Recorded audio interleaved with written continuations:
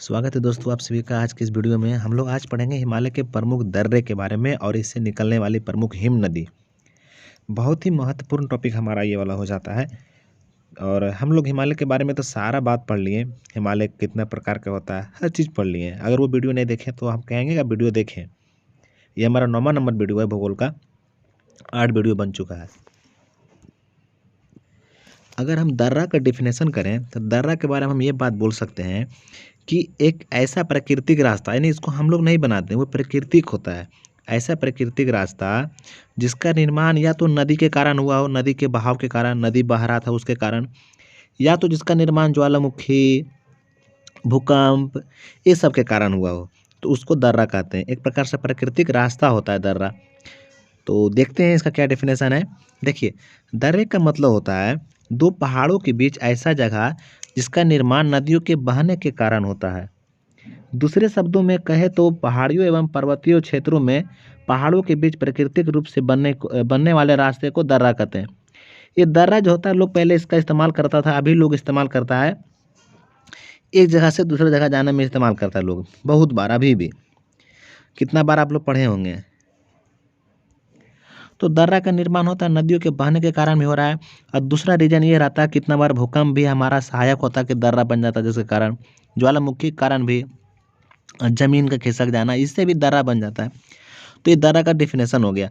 हम लोग देखेंगे कि प्रमुख प्रमुख दर्रा की आखिर दर्रा कौन कौन है जो हमारे लिए मतलब कि ये हो जाता है, इम्पोर्टेंट हो जाता है। तब देखिए, जैसे कि ऊपर में हेडिंग दे दिए हैं हम कि दर्रा, यहाँ पर ये दर्रा हो गया।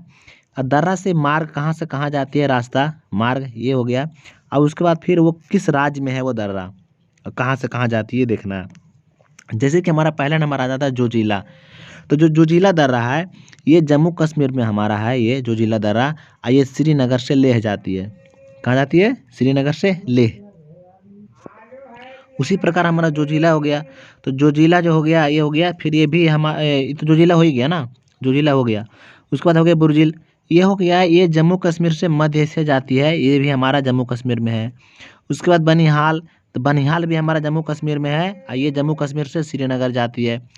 और यही बनिहाल के अंदर में ही हमारा जवाहर सुरंग है। आप लोग सुने होंगे नाम जवाहर सुरंग, तो बहुत प्रसिद्ध है जवाहर सुरंग, और इसी मार्ग में है बनिहाल इसी बनिहाल दर्रा में हमारा जवाहर सुरंग है। तो याद रखिएगा, इंपॉर्टेंट हो जाता है, वीवीआई हो जाता है ये, ठीक है ना, बहुत जरूरी है ये। उसके बाद अगला दर्रा है सिपकिला। तो सिपकिला हमारा हिमाचल प्रदेश में है, और ये हिमाचल प्रदेश से तिब्बत जाता है। कहाँ जाता है? हिमाचल प्रदेश से तिब्बत जाता है। अगला हो गया माना और नीति। तो ये दोनों जो है, माना और नीति है, ये दोनों उत्तराखंड से कैलाश मानसरोवर जाता है ना। कहाँ जाता है? ये कैलाश मानसरोवर जाता है, और दोनों उत्तराखंड में है। माना और नीति दोनों उत्तराखंड में है। और खास करके जो नीति रास्ता है ना, नीति वाला, ये नीति वाला ज़्यादा मतलब कि पॉपुलर है। इसको कैसे होता है? कोई दो रास्ता रहता है, माना है नीति है, तो दो रास्ता रहता है, एक पॉपुलर ज़्यादा रहता है।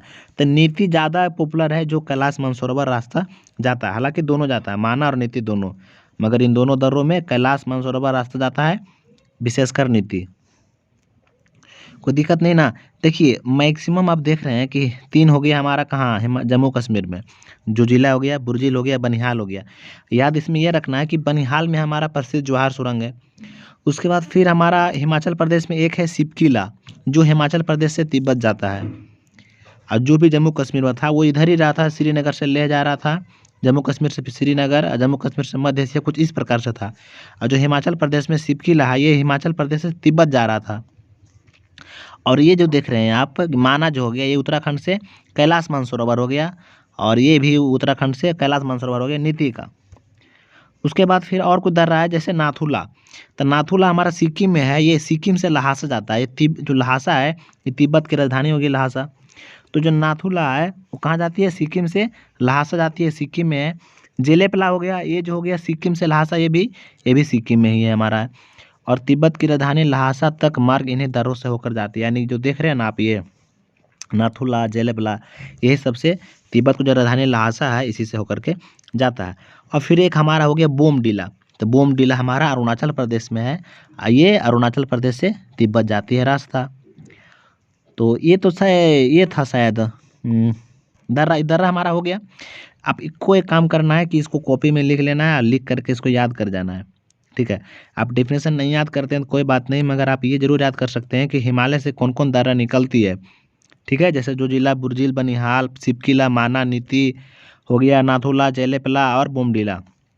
और उसमें जो इम्पोर्टेंट पॉइंट है, जैसे जोहार सुरंग किस में है, किस दर्रा में है, तो बनिहाल में है। बनिहाल दर्रा है, इसी में जोहार सुरंग हमारा पड़ता है। तो इस प्रकार से आप याद रख सकते हैं। उसके बाद फिर कि बाकी हो ही गया, पूछ देगा कि कहाँ से कहाँ तक जाता है, ये सब आता है एग्जाम में, बहुत इंपॉर्टेंट हो जाता है ये सब। ठीक है, कॉपी में लिख करके याद करना है इसको, तो ज़्यादा अच्छा रहेगा। ये तो हो गया। अब देख लेते हैं कि ये सब तो हम देख लिए, अब देख लेंगे कि कौन कौन सी प्रमुख नदियां हैं जो हमारे हिमालय से निकलती है। तो हम लोग देखे थे, जब हम लोग पढ़ रहे थे ट्रांस हिमालय, तो वही ने पढ़ रहे थे कि हमारा काराकोरम श्रेणी के अंतर्गत ही हमारा सियाचिन ग्लेशियर आता था, वाल्टोरो आता था।